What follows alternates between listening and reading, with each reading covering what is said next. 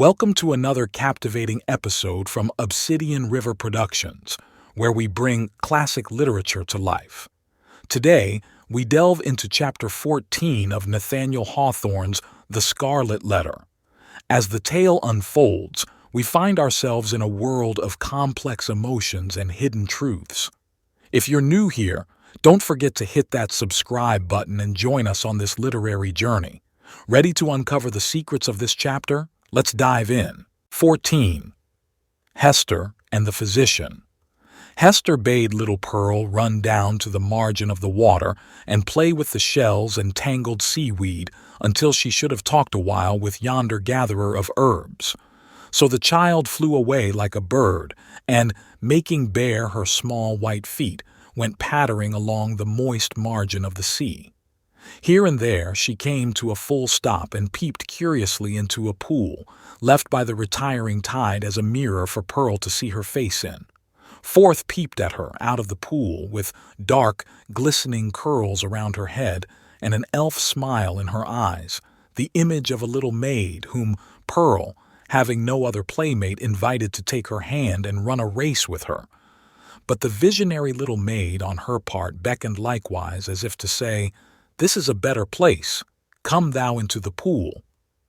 And Pearl, stepping in, mid-leg deep, beheld her own white feet at the bottom, while, out of a still lower depth, came the gleam of a kind of fragmentary smile floating to and fro in the agitated water.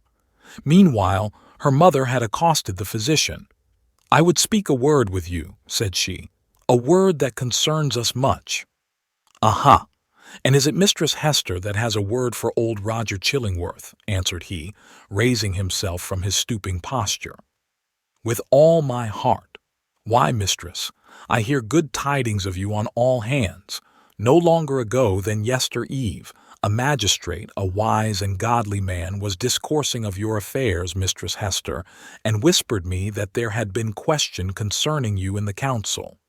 It was debated whether or no, with safety to the common weal, yonder scarlet letter might be taken off your bosom. On my life, Hester, I made my entreaty to the worshipful magistrate that it might be done forthwith."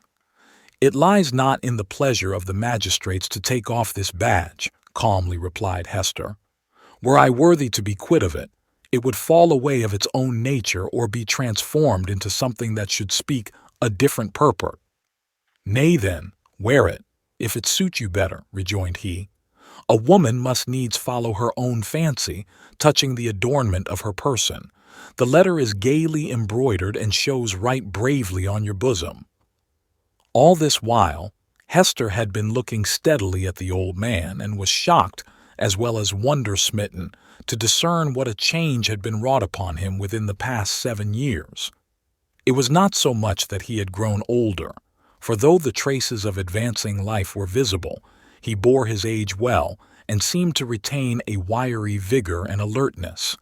But the former aspect of an intellectual and studious man, calm and quiet, which was what she best remembered in him, had altogether vanished, and been succeeded by an eager, searching, almost fierce, yet carefully guarded look.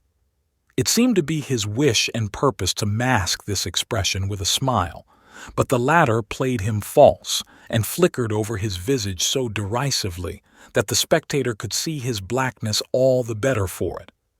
Ever and anon, too, there came a glare of red light out of his eyes, as if the old man's soul were on fire and kept on smoldering duskily within his breast until, by some casual puff of passion, it was blown into a momentary flame. This he repressed as speedily as possible, and strove to look as if nothing of the kind had happened. In a word, old Roger Chillingworth was a striking evidence of man's faculty of transforming himself into a devil, if he will only, for a reasonable space of time, undertake a devil's office. This unhappy person had effected such a transformation by devoting himself, for 7 years, to the constant analysis of a heart full of torture, and deriving his enjoyment thence, and adding fuel to those fiery tortures which he analyzed and gloated over. The scarlet letter burned on Hester Prynne's bosom. Here was another ruin, the responsibility of which came partly home to her. "What see you in my face?" asked the physician, "that you look at it so earnestly?" "Something that would make me weep, if there were any tears bitter enough for it," answered she, "but let it pass. It is of yonder miserable man that I would speak." "And what of him?" cried Roger Chillingworth eagerly, as if he loved the topic, and were glad of an opportunity to discuss it with the only person of whom he could make a confidant. "Not to hide the truth, Mistress Hester. My thoughts happen just now to be busy with the gentleman, so speak freely, and I will make answer." "When we last spake together," said Hester, "now 7 years ago, it was your pleasure to extort a promise of secrecy as touching the former relation betwixt yourself and me.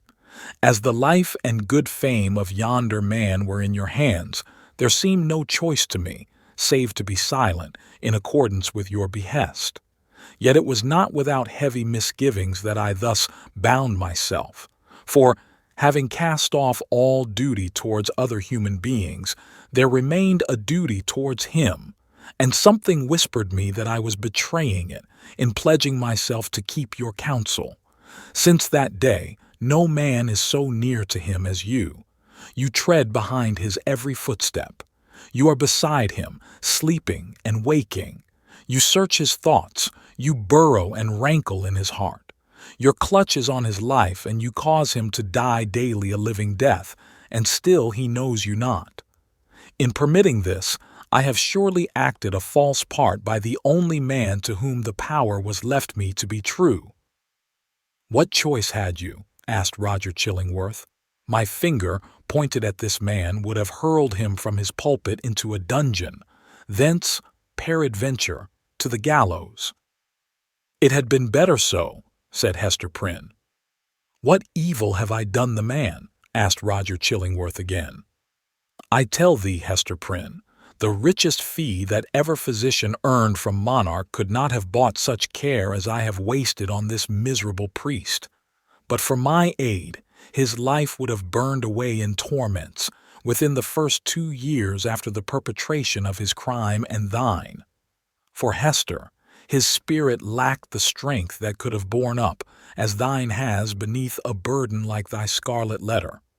Oh, I could reveal a goodly secret, but enough. What art can do, I have exhausted on him. That he now breathes and creeps about on earth is owing all to me." "Better he had died at once," said Hester Prynne. "Yea, woman, thou sayest truly," cried old Roger Chillingworth, letting the lurid fire of his heart blaze out before her eyes. "Better had he died at once. Never did mortal suffer what this man has suffered, and all in the sight of his worst enemy. He has been conscious of me.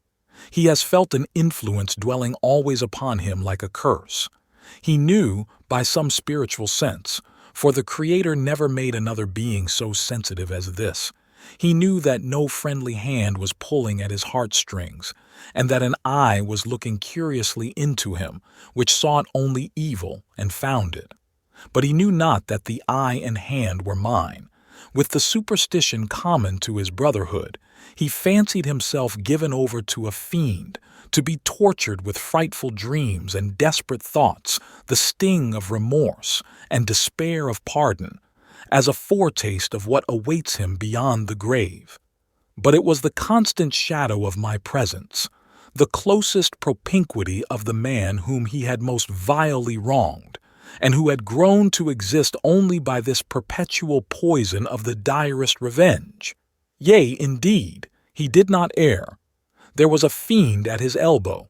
A mortal man with once a human heart has become a fiend for his especial torment." The unfortunate physician, while uttering these words, lifted his hands with a look of horror, as if he had beheld some frightful shape which he could not recognize, usurping the place of his own image in a glass. It was one of those moments, which sometimes occur only at the interval of years, when a man's moral aspect is faithfully revealed to his mind's eye. Not improbably, he had never before viewed himself as he did now. "Hast thou not tortured him enough?" said Hester, noticing the old man's look. "Has he not paid thee all?" "No, no, he has but increased the debt," answered the physician. And as he proceeded, his manner lost its fiercer characteristics and subsided into gloom. "Dost thou remember me, Hester, as I was 9 years agone? Even then I was in the autumn of my days, nor was it the early autumn. But all my life had been made up of earnest, studious, thoughtful, quiet years, bestowed faithfully for the increase of mine own knowledge, and faithfully too, though this latter object was but casual to the other, faithfully for the advancement of human welfare. No life had been more peaceful and innocent than mine, few lives so rich with benefits conferred. Dost thou remember me? Was I not, though you might deem me cold, nevertheless a man thoughtful for others, craving little for himself, kind, true, just, and of constant, if not warm, affections? Was I not all this? All this and more, said Hester. And what am I now? Demanded he, looking into her face and permitting the whole evil within him to be written on his features. I have already told thee what I am, a fiend. Who made me so? It was myself, cried Hester, shuddering. It was I, not less than he. Why hast thou not avenged thyself on me? I have left thee to the Scarlet Letter, replied Roger Chillingworth. If that have not avenged me, I can do no more. He laid his finger on it with a smile. It has avenged thee, answered Hester Prynne. I judge no less, said the physician. And now, what wouldst thou with me touching this man? I must reveal the secret, answered Hester firmly. He must discern thee in thy true character. What may be the result, I know not, but this long debt of confidence due from me to him whose bane and ruin I have been shall at length be paid. So far as concerns the overthrow or preservation of his fair fame and his earthly state, and perchance his life, he is in thy hands.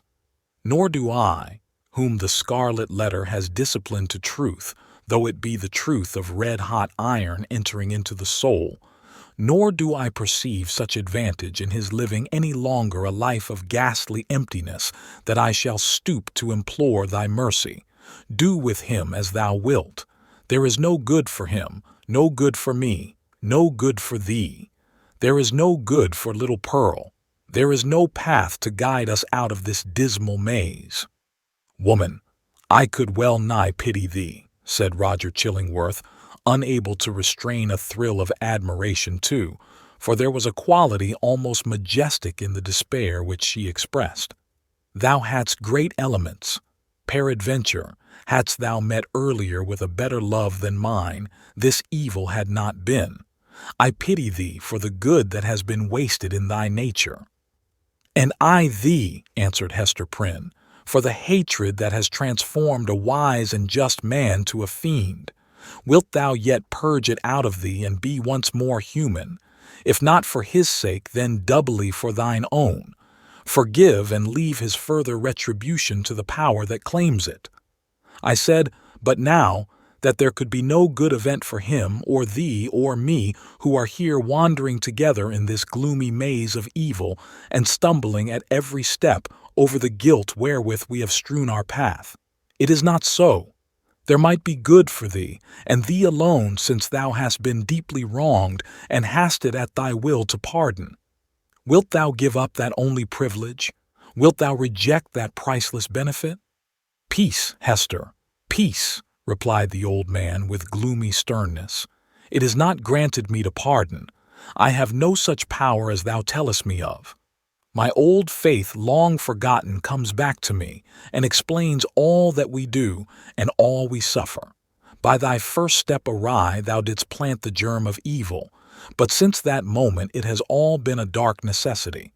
Ye that have wronged me are not sinful, save in a kind of typical illusion.